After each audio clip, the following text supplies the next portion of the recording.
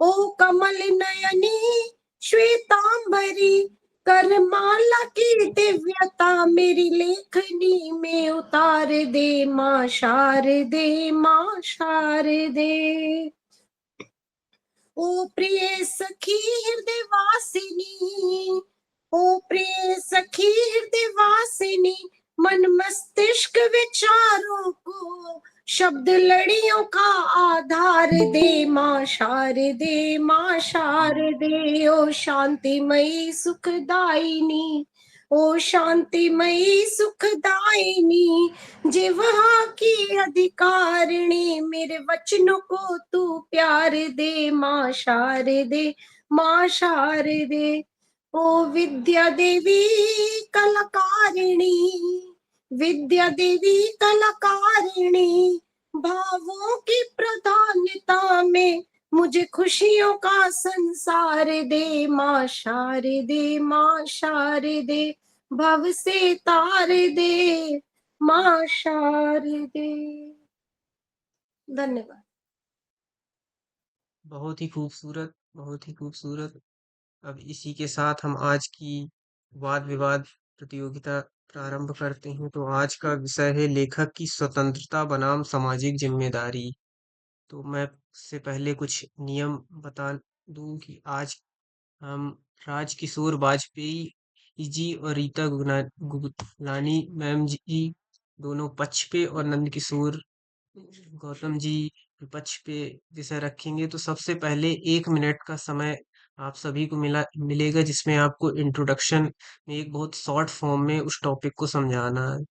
जब ये हो जाए इसके बाद डिबेट आगे बढ़ती जाएगी और फिर इसके बाद पोल व्हाट्सएप पर के माध्यम से पटल पर जाएगा और उस पे वोटिंग होगी और एक वॉइस रिकॉर्डर आप तीनों का उस पटल पर जाएगा। उस हिसाब से सारे सदस्य वोट करेंगे और सबसे अधिक वोट पाने वाला विजेता माना जाएगा। तो सबसे पहले राजकिशोर वाजपेयी सर जी से शुरू करते हैं कि 1 मिनट पे वो संक्षिप्त में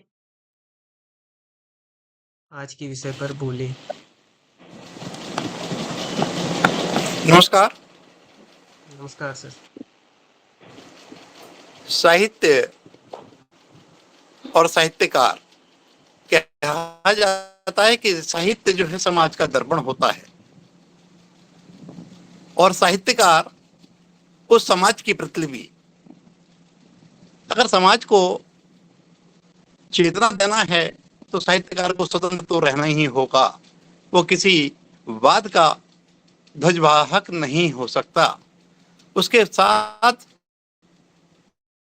समाज को दिशा देने की जिम्मेदारी भी जुड़ी हुई है, लेकिन उसकी स्वतंत्र चेतना होना बहुत आवश्यक है, क्योंकि साहित्यकार कोई व्यक्ति नहीं होता, वो विचार होता है जो समाज को प्रतिनिधित्व देता है।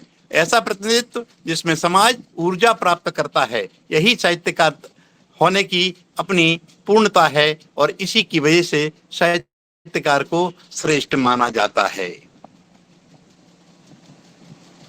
बहुत ही धन्यवाद। अब रीता रीता मैम 1 मिनट में आप।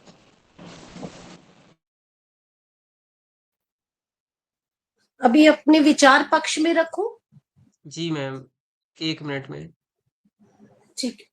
माँ शारदे को नमन करते हुए और आप सभी का अभिनंदन करते हुए मैं रीता गुगलानी आपके समक्ष लेखक की स्वतंत्रता बनाम सामाजिक जिम्मेदारी नामक शीर्षक की वाद विवाद प्रतियोगिता में लेखक की स्वतंत्रता के पक्ष में अपने विचार प्रस्तुत कर रही हूँ। मनुष्य एक सामाजिक प्राणी है, परंतु लेखक उसी समाज का उद्धार करने वाला व्यक्ति है। बिना किसी दबाव के जब कलम सत्य का उद्घोष करती है तो विश्व शांति का प्रतीक बन जाती है। अगर इनकलाब जिंदाबाद का नारा नहीं लगता तो हम आज भी पराधीन होते। सत्य को उजागर करने के हेलो। लिए पुरानी परंपराएं तोड़नी पड़ती हैं, जी समाज जी, के सामने नमस्ते सर। सिर उठाकर समाज के विरुद्ध खड़ा होना पड़ता है, तब जाकर साहस का परिचय मिलता है जी सर और बोलिए। लेखक की लेखनी सार्थक होती है। अगर लेखक से स्वतंत्रता ही छीन ली जी जी जाएगी जी। तो प्रगति के मार्ग ही अवरुद्ध हो जाएंगे और राष्ट्र से सामाजिक कुरीतियों का नाश नहीं हो सकेगा। शब्दों सर में 23 बहुत कर देंगे ताकत सर फिर। होती है तथा शब्दों की अभिव्यक्ति सभी का मौलिक अधिकार है। अच्छा लेखक स्वतः ही शब्दों सर का दिन सही गलत चयन हो गया करता था है गलती से। तथा विचारों व सद्भावों द्वारा समाज राष्ट्र का ही नहीं जी वरन करिए। संपूर्ण विश्व अभी का कल्याण अभी करता है। नोटिस राजू सर मेरे से भी मैं विचार डलवा से दूंगा। एक लेखक को माँ का स्वरूप माना जाए और जी समाज जी को अबोध बालक। जैसे माँ अपने बच्चे की परवरिश करते हुए कभी कठोर कभी जी जी मृदुभाषी बन जाती है और पथ प्रदर्शक बनकर बच्चे को सद्गुणों से जी परिपूरित सर, कल करके है सर। अच्छा इंसान बनाती है, वैसे ही लेखक भी अपनी जी सर, लेखनी जी से समाज को दर्पण जी दिखाते सर, हुए ऑनलाइन। सन्मार्ग पर चलाता है। कुछ पंक्तियां मैं समर्पित करती हूँ लेखक के। कौन जी होते जी हैं लेखक? देखो, व्यर्थ न जाने देंगे हम जी संघर्षों जी को। जी सर। जो हमारे साहित्यकार और लेखक है उन पे मैंने लिखा है, व्यर्थ न जाने देंगे हम जी सर, संघर्षों मैं को, वहां नहीं गया भुला था, न मैं ऑनलाइन ही पाएंगे करता हूँ तपते ज्यादातर। वर्षों को, रक्त रंजित अश्रु आत्मा के अभी सर छालों ऑनलाइन से डिबेट लिखे चल रही हैं है, आप आ नसीब जाइए पा उसी लेंगे में। उत्कर्ष को। जांबाज सिपाही हैं कलम चलाते हैं, दिलों की सीमाओं आ पर जाइए सर। तिरंगे फहराते हैं, छलनी कर देते हैं मन के जी सर, अभी शत्रुओं सर को चल रही जब है तो जब मैं देख लूँ, ये मायूसियों के डिबेट चल बादल रही है। गहराते हैं। जी सर, काचुप साध नमस्ते सर, रहा नमस्ते। बलवाना कह शक्ति याद दिलाते हैं, जन जन को प्रेरित कर पापों की लंका जलाते हैं। कर कमंडल ले शब्द जल से ही संकल्प जगाते हैं, जोश होश आक्रोश संयमित कर अंधकार दूर भगाते हैं।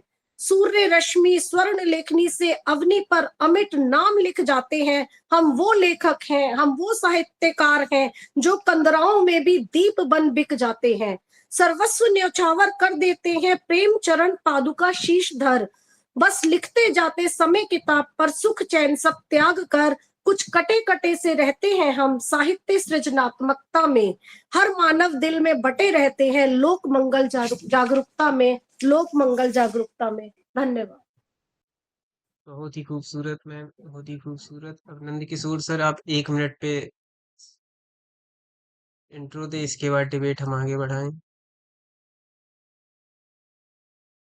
जी सर, माइक म्यूट है सर, आपका माइक म्यूट है।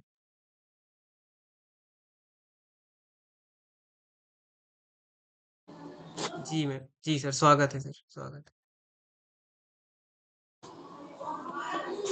सभी साथियों को सादर प्रणाम, नमस्कार। मैं नंदकिशोर गौतम, माध्यमिक शिक्षक, शासकीय उच्चतर माध्यमिक विद्यालय बकोड़ी, जिला सिवनी से हूँ। आज का विषय जैसे कि लेखक की स्वतंत्रता पर आदरणीय मैम के द्वारा अपना विचार व्यक्त किया गया, उसी तारतम्य में लेखक की स्वतंत्र अभिव्यक्ति में स्वतंत्रता क्या होगी, उसके पक्ष में मेरा अपना अभिमत है कि लेखक की स्वतंत्रता, बड़ा स्पष्ट शब्द है उसका कि लेखक की स्वतंत्रता का अभिप्राय है कि लेखक जब अपनी किसी अभिव्यक्ति को व्यक्त करने का प्रयास करता है तो वो पूरे मनोभाव के साथ सभी क्षेत्रों का ध्यान रखते हुए, सभी बातों का ध्यान रखते हुए, जिसमें कि सर्व गुणों को समाहित करने का प्रयास करे और अपनी एक सुंदर सी कृति का निर्माण कर सके। ऐसा उसके मन भाव में पटल पर जब आता है और वो अपनी अभिव्यक्ति व्यक्त करता है, तो उसी कड़ी में जब उसकी अभिव्यक्ति के माध्यम से किसी भी रचना का निर्माण होता है तो वह एक परिष्कृत रूप धारण करता है और एक समाज को प्रेरणा के रूप में, प्रेरणा स्वरूप वह कृति हम सब तक पहुंच पाती है, जिसके माध्यम से एक समाज को नई दिशा और बढ़ने का एक अवसर प्राप्त होता है। यही लेखक की स्वतंत्रता या स्वतंत्र अभिव्यक्ति होती है, जिसमें भारतीय संविधान में भारत के अनुच्छेद 19(1) के सभी नागरिकों को वाक्य और अभिव्यक्ति की स्वतंत्रता का अधिकार देता है, जिसके तहत लेखक और प्रेस की स्वतंत्रता भी शामिल है। हालांकि यह अधिकार असीमित नहीं है।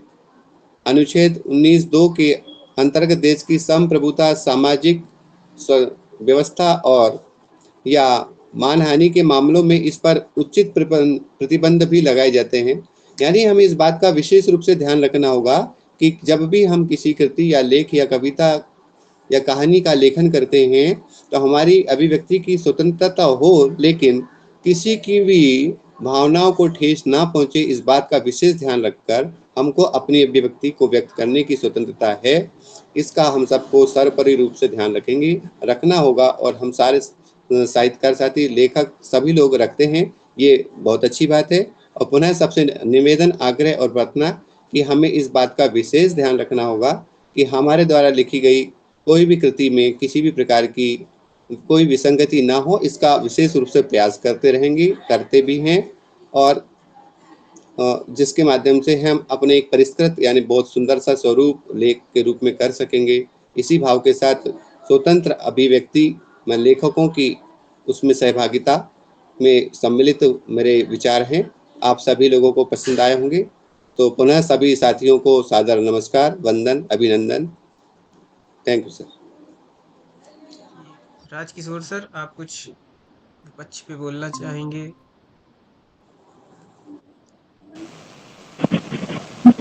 आज का जो विषय है वह विषय लेखक की स्वतंत्रता, साहित्यकार की स्वतंत्रता, वैचारिक स्वतंत्रता के लिए है।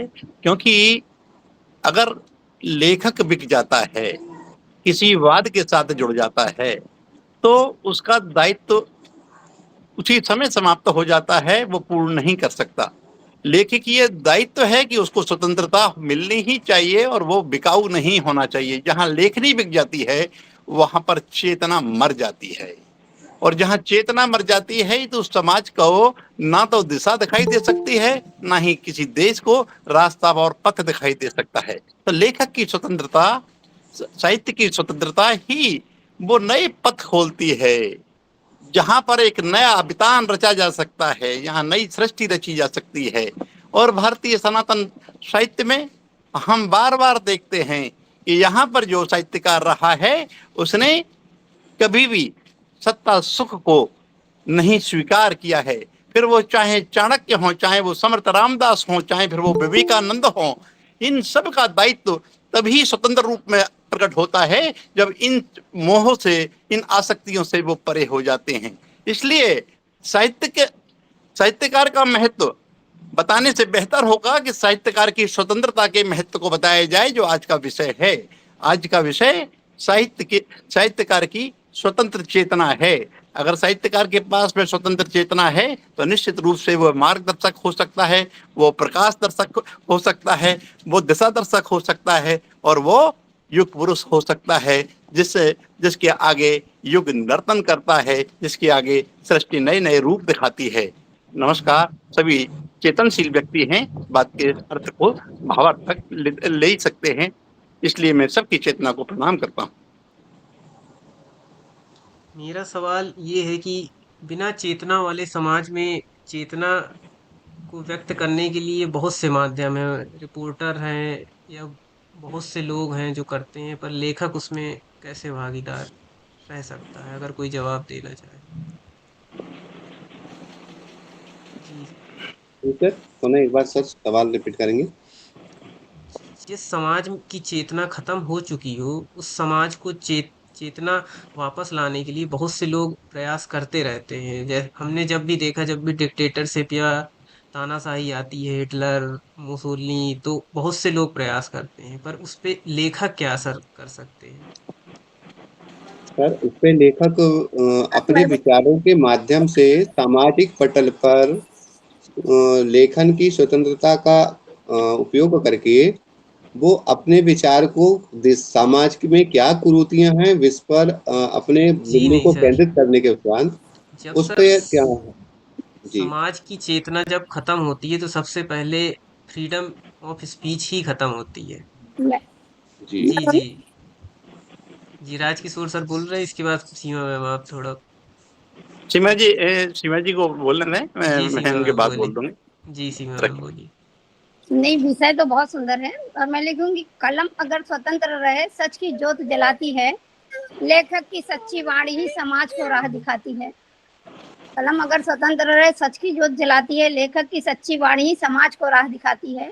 शब्दों में है प्रेम, करुणा, मानवता का मधुर प्रकाश। लेखन ऐसा होना चाहिए जो भर दे जीवन में नव विश्वास। स्वतंत्रता का अर्थ नहीं मन में विष का बीज बोया जाए। लेखक का कर्तव्य यही है कि टूटे हुए दिल को फिर से संजोया जाए, टूटे हुए दिल को फिर से संजोया जाए। सत्य, न्याय और संवेदना का दीप सदा जलता रहे। लेखक अपनी जिम्मेदारी से मानवता को पालता रहे, मानवता को पालता रहे। बस मैं यही कहूँगी। जी जी राजकिशोर सर आप। सुरेश जी, आपने बहुत सुंदर प्रश्न उठाया था कि जिस समाज की चेतना खत्म हो जाती है तो वहां पर साहित्यकार किस प्रकार से चेतना जगा सकता है। मैं थोड़ा सा आपसे आपके कथन से पूर्णतः सहमत नहीं हो सकता, थोड़ा सा सहमत हूं कि किसी भी समाज की चेतना कभी पूरी नष्ट नहीं होती। हाँ, किसी भी समाज में चाहे वो कितना भी पिछड़ा समाज क्यों ना हो गया हो, उसको आपने मृत क्यों ना मान लिया हो, उसकी चेतना ठीक उस तरह से आग के शोले की तरह होती है जिसके ऊपर राख जम जाया करती है। फूंक मार करके राख को हटा दिया जाए तो शोला फिर से दहक सकता है और अब प्रकाश भी दे सकता है और ताप भी दे सकता है।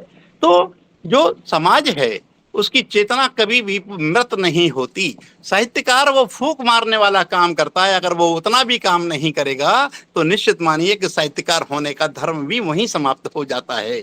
इसलिए साहित्यकार को स्वतंत्र इसलिए होना है कि फूंक मारना और राख को उड़ा देना यही उसकी स्वतंत्र चेतना का परिचायक है। मैं इस बात को यहीं समाप्त करता हूँ। बहुत ही खूबसूरत सर, बहुत ही खूबसूरत। अब रश्मि मैम से एक सवाल ले लेते हैं, इसके बाद डिबेट पे आगे बढ़ते हैं। रश्मि मैम,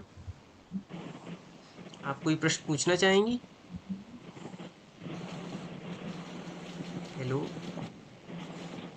हेलो रश्मि मैम। जी मैम, आप कोई प्रश्न पूछना चाहेंगी? माइक म्यूट है मैम आपका। हाँ, अभी नहीं है, अभी तो फिलहाल कोई सवाल नहीं पूछना चाहते सर। जी जी मैम। जी रीता मैम। हेलो। आप कंटिन्यू कर लीजिए सर। जी मैम, माइक म्यूट कर लीजिए मैम। जब सवाल आपका अगर आपको पूछना हो तो आप बता दीजिएगा तो मैं। रीता मैम, आप कुछ बोलना चाहेंगी?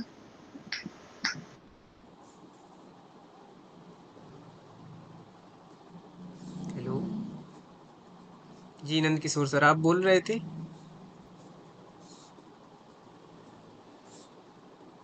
हेलो, आवाज आ रही है मेरी? हेलो। आपका माइक म्यूट है सर। अच्छा, एक सॉरी सॉरी। जी नंद किशोर सर, आप कुछ बोलना चाह रहे थे? जी जी आप बोलिए सर।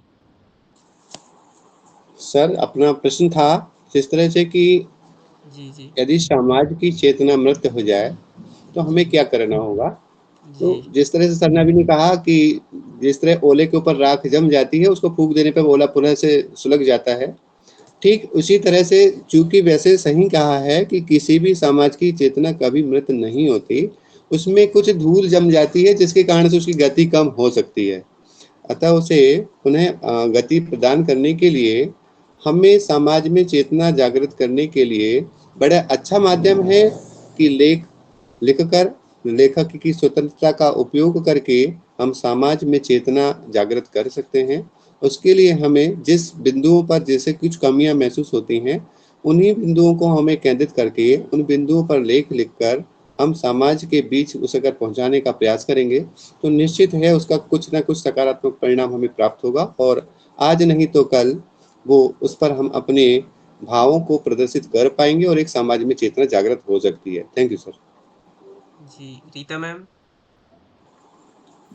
आपके प्रश्न में ना मुझे एक बात याद आई है कि पहले जी कहा जाता था कि जो बोल नहीं सकता वो अपने मनोभावों को टेलीपैथी के द्वारा दे सकता है, भेज सकता है। तो आप अपने मनोभावों को अच्छी वाइब्रेशंस के साथ समाज में जागरूकता फैला सकते हैं, क्योंकि लेखक का काम क्या है? जागरूकता फैलाना। अगर उससे बोलने की स्वतंत्रता, लिखने की स्वतंत्रता भी छीन ली जाए तो उसको मनोभावों की स्वतंत्रता नहीं छीन सकता कोई भी। वो मन से अच्छी वाइब्स भेज के पूरे समाज को, पूरे राष्ट्र का हित कर सकता है। जी, मुझे ज़्यादा इतिहास तो नहीं पता, पर मुझे जितना ज्ञात है कि जब हिटलर ने जर्मनी में शासन स्थापित किया तो उसने सबसे पहले प्रेस और लेखकों को ही बंद किया, और जब उसने मास किलिंग की, जूस की, तो समाज के लोगों के बीच से जूस गायब हो रहे थे, पर समाज ने कभी कुछ प्रयास नहीं किया, ना नहीं किया या करना नहीं चाहा। तो चेतना समाज की भी मर सकती है, ऐसा तो मुझे लगता है। तो वहाँ लेखक कुछ कर सकते हैं कि। जी सर। आपने बात रखी हिटलर के दौरान नासीवाद में यहूदियों के कत्लेआम की, जी लेकिन आप स्वयं भी स्वीकारते हैं कि उसी की वजह से उसका उत्थान हुआ, जिसको आज हम यहूदी राष्ट्र के रूप में इजराइल देखते हैं। क्योंकि मैंने पहले भी व्यक्त किया कि वहां पर थोड़ी राख जम सकती है। भारत के भी 1000 साल के गुलामी के इतिहास में राख जमी, लेकिन 19वीं 20वीं शताब्दी में फिर से जागरण हुआ। वो साहित्यिक जागरण था, वो स्वतंत्र चेतना का ही जागरण था, जिसको हमने साहित्यिक जागरण का नाम दिया। यूरोप में भी उसको पुनर्जागरण का नाम 16वीं शताब्दी में दिया गया। और आपको जानकर के सुखद आश्चर्य होगा कि 16वीं शताब्दी भारत की भी उतनी ही गौरवान्वित है, उतनी ही गौरवशाली है, जिसमें यहाँ पर तुलसीदास हैं, यहाँ पर सूरदास हैं, यहाँ पर केशवदास हैं, और 19वीं और 20वीं शताब्दी भी उतनी ही गौरवशाली है, जो हमारे पतन के रास्तों को रोक देती है, जो हमारी बेड़ियों को काट देती है। पर ये तब होता है जब हमारी साहित्यकारों की चेतना स्वतंत्र होती है। सत्ता स्वतंत्र नहीं करती, सत्ता तो हमेशा आपको परतंत्र रखने की कोशिश करेगी। आपको जागरण करना होगा साहित्यकार को अपनी चेतना का, वो निष्पक्ष हो, वो कठोर बात को भी स्वीकार कर सके और दंड को भी स्वीकार कर सके, लेकिन समाज को चेतना के लिए ठीक उसी तरह से जले, जैसे मोमबत्ती जलती है और प्रकाश देती है और घटती चली जाती है, लेकिन वो कभी नष्ट नहीं होती। विज्ञान कहता है किसी भी पदार्थ को नष्ट नहीं किया जा सकता, तो चेतना को तो किया ही नहीं जा सकता है। ये जो आपने नाजीवाद का उदाहरण दिया, नाजीवाद एक बुलबुले की तरह आया और उसी तरह फट करके चला गया। ऐसे कई बुलबुले आए, यहाँ पर खिलजी का भी आतंक आया, यहाँ पर तैमूर का भी आतंक आया, यहाँ पर बाबर का भी आतंक आया, लेकिन आप देखते हैं कि सदियां बीतती जाती हैं, धूल हटती जाती है, नई चमक खिलती जाती है, नया सूर्य निकलता जाता है, और यही हमारी स्वतंत्र चेतना का परिणाम है। हम उसको भले ही साहित्यकार का नाम दें, लेकिन वो युग पुरुष होते हैं। साहित्यकार युग पुरुष इसीलिए कहा जाता है क्योंकि वो युग निर्माता भी होता है। बंधु, आपने जो प्रश्न उठा करके बहुत अच्छी चेतनाओं को झकझोरा है, निश्चित रूप से कुछ अच्छे परिणाम उससे प्राप्त होंगे। धन्यवाद। जी, सीमा मैम, आप कोई प्रश्न पूछना चाहेंगी?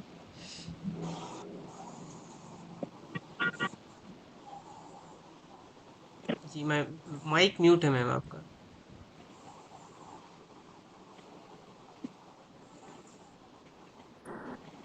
जी जहाँ चेतना शब्द है, मैं तो यही कहूंगी कि वो चेतन है, इसीलिए चेतना शब्द है। नहीं तो चेतन नहीं होता तो शब्द ही नहीं होता। चाहे वो राख के नीचे दबा हो, चाहे वो धूल के नीचे दबा हो, या एहसासों के नीचे दबा हो, या समाज की मर्यादाओं के नीचे दबा हो, मतलब चेतना है तो है, वो जीवित है। कलम में वो शक्ति होती है कि तलवार को भी गहरी चोट कर सकती है। तो चेतना तो है लेखक में,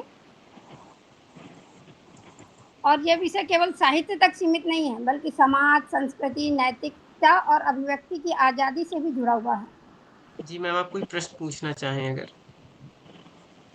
सीमा मैम? नहीं, प्रश्न मेरे मन में कुछ भी ऐसा आ नहीं रहा है। जी जी, नंद किशोर सर, आप कुछ विरोध पे बोलना चाहेंगे?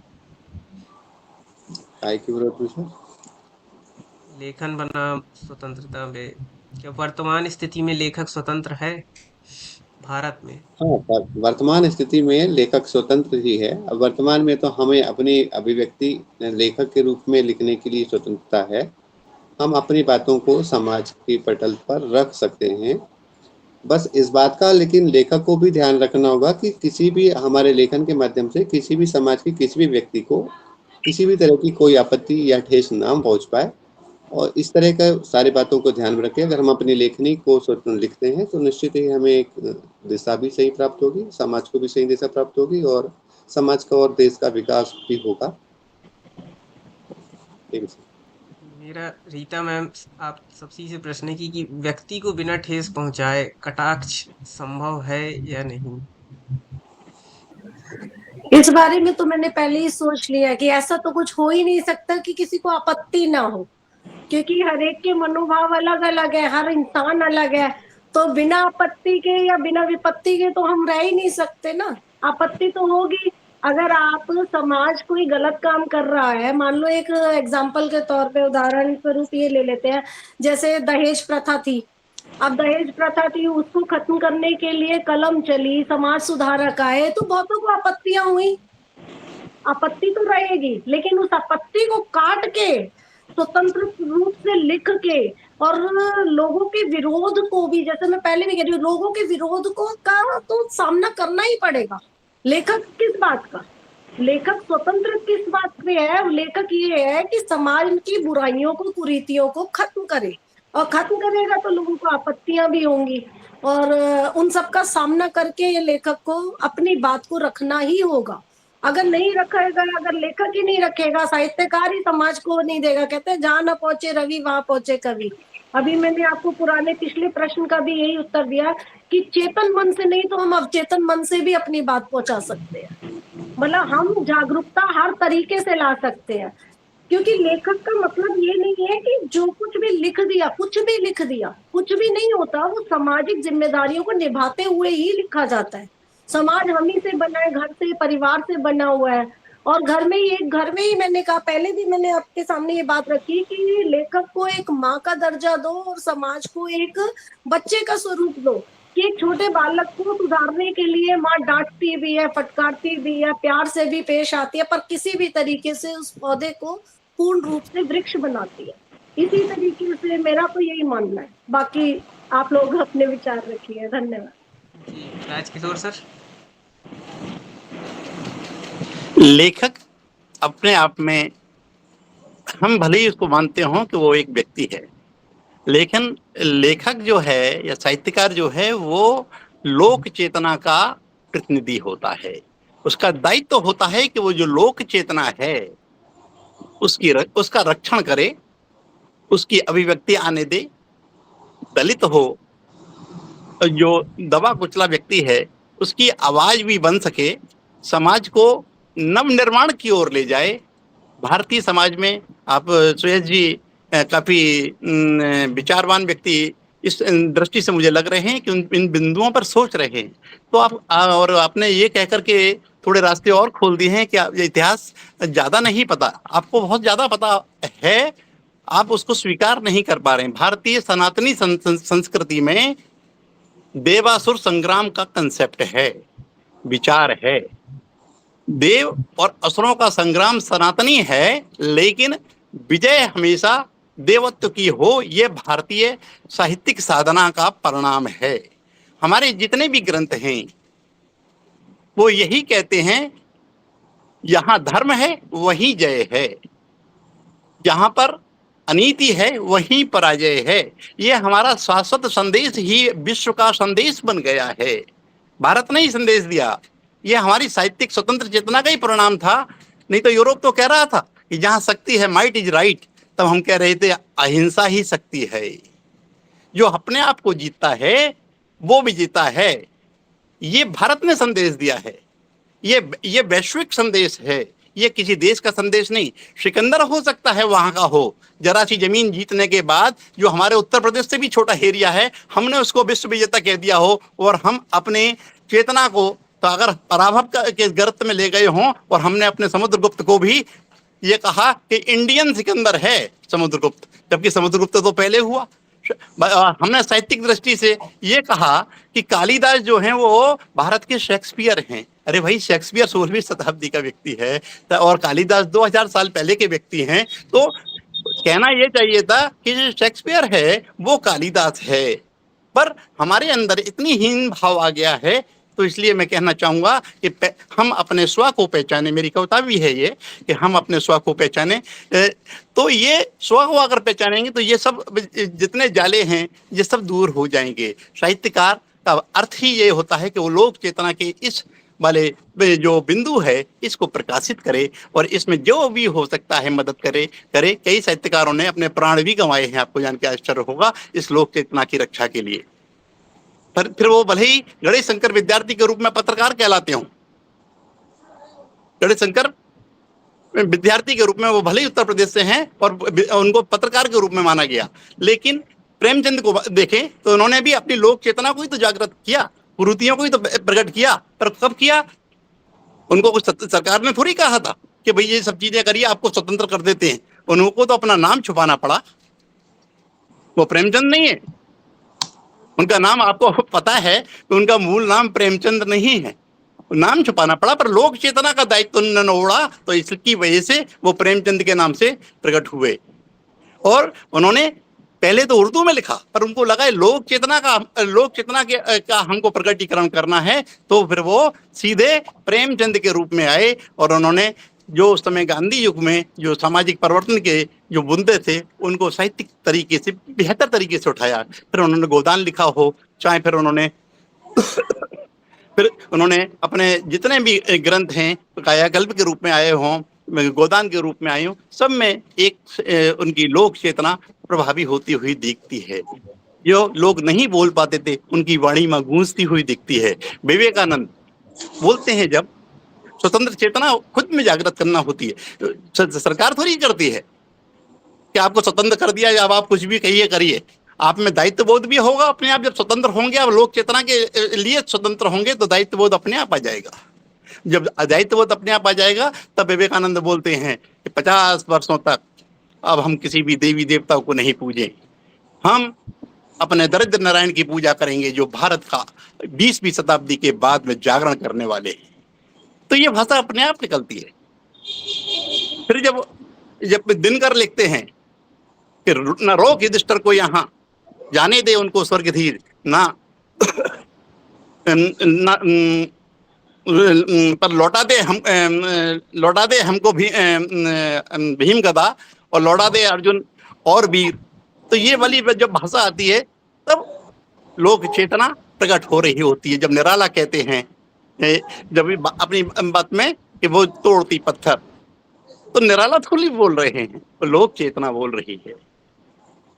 जो मजदूरों का संघर्ष जो है, उनकी तरुण अवस्था है, वो बोल रही है। तो जब ये स्वर आएगा, तो निश्चित मानिए वो स्वतंत्र साहित्यकार के रूप में ही आएगा। और इसलिए सामाजिक दायित्व साहित्यकार के होते हैं, माना जा सकता है, लेकिन उसकी स्वतंत्र चेतना लोक चेतना की निश्चित रूप से प्रतिनिधि होती है। उससे भिन्न अगर कोई सोचता है, तो मैं समझता हूँ कि वो न्याय नहीं कर रहा है विषय के साथ में। इतनी बात कह के मैं वाणी को विराम देता हूँ। नंद किशोर सर, आप कुछ बोलना चाहेंगे? जी सर, लेखन की स्वतंत्रता पे लगभग तो बात पूरी हो गई है।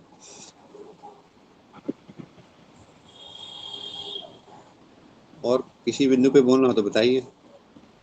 जी नहीं सर, एक बार सीमा मैम आज आपको डिबेट पे ले नहीं पाए, क्योंकि टाइम आप लेट हो गई थी, तब तक डिबेट शुरू हो गई थी।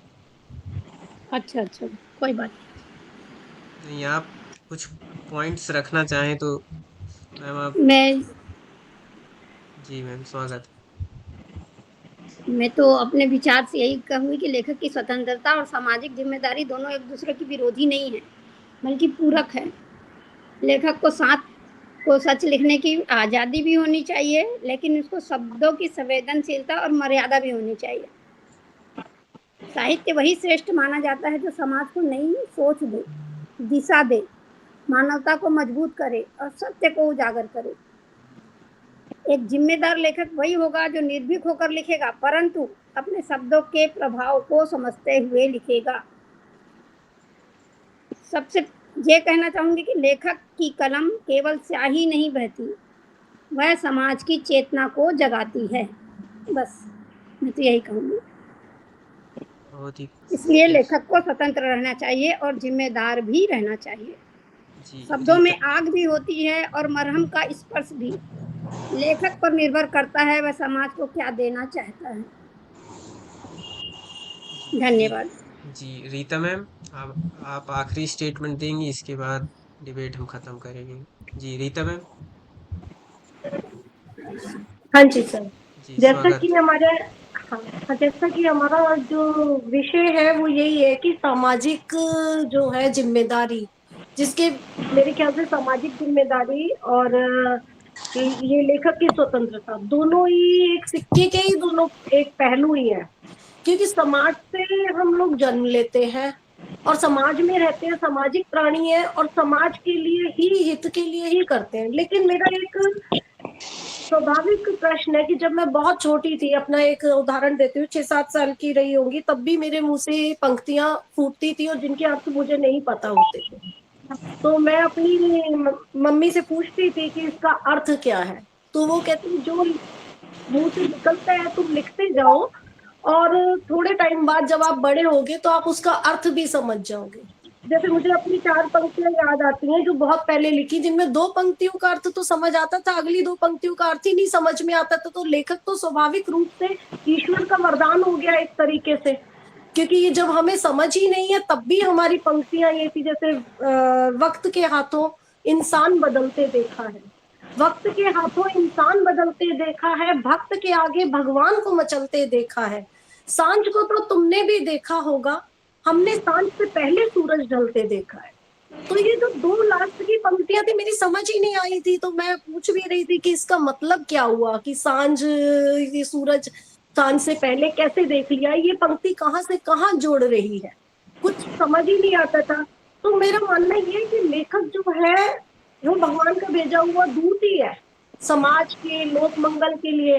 जैसे भगवान कृष्ण आए धरती पर अधर्म को मिटाने के लिए, धर्म की स्थापना के लिए बहुत बार उन्होंने जन्म लिया, बहुत अवतार लिए, बुद्ध का रूप में लिया।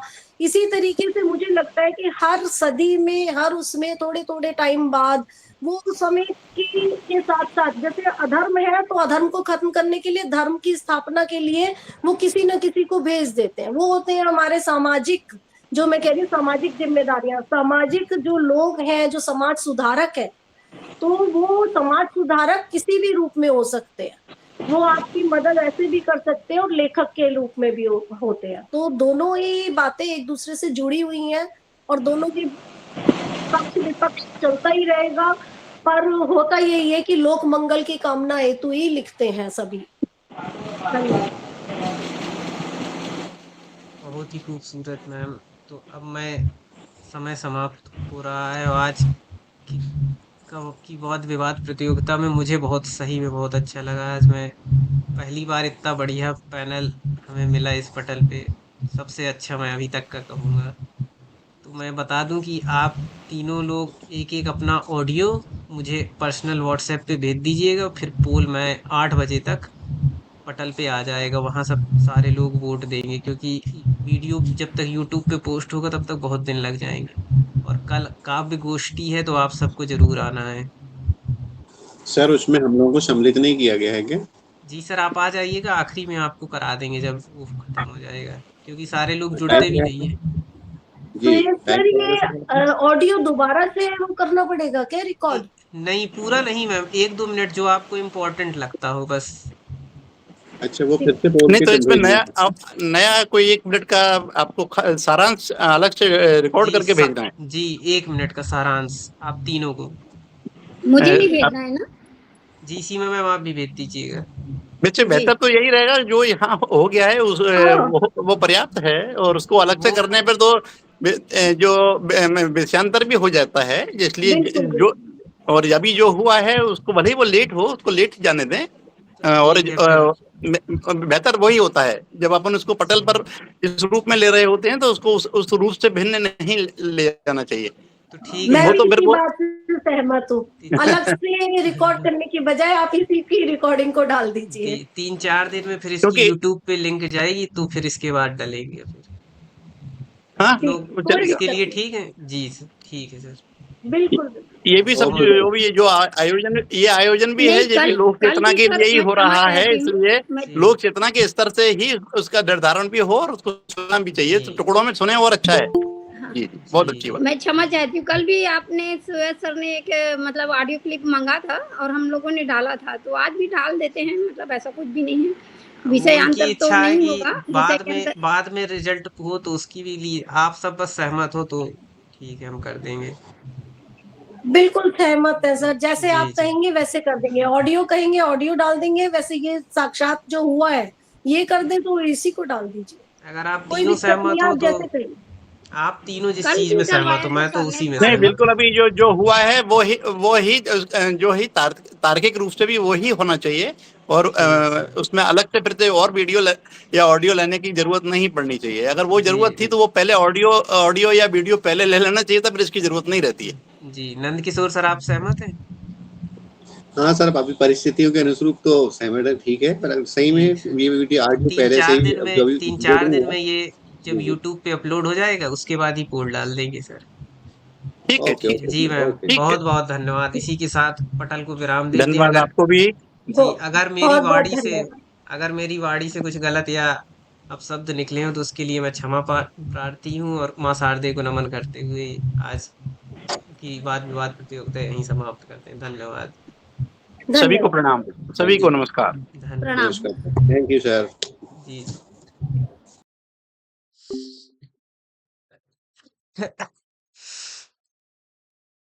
यार मजा आ गया। मम्मी, चाय बनाओ, छुट्टू का ऑफर लेटर आ गया।